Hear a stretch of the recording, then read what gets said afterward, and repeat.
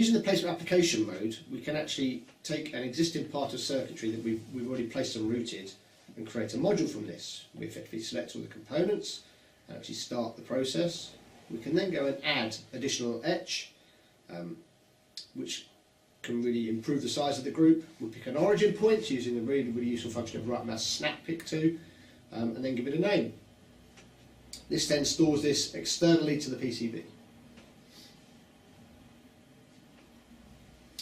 We then need to apply that placed group, so we can select all the unplaced components on the design, effectively hover over one of them and actually use the place replicator apply and pick our module. Now the choices we get, because we effectively have swappable components, that's the next circuit we're going to place, and of those we have 2 decoupling capacitors that we could either pick from a list or just use the default option by saying hide form.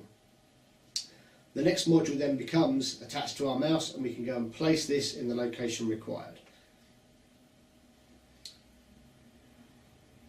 We have right mouse button functionality to be able to mirror this to the back side of the PCB, or even rotate to a different angle so we can place this exactly where we need to on our PCB.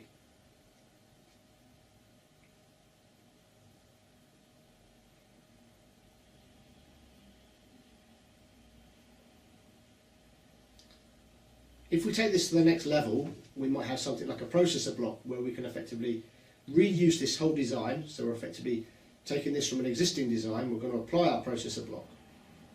This time we actually get a list of an unmatched component, so we can actually find out why it's unmatched. It's a different resistor value.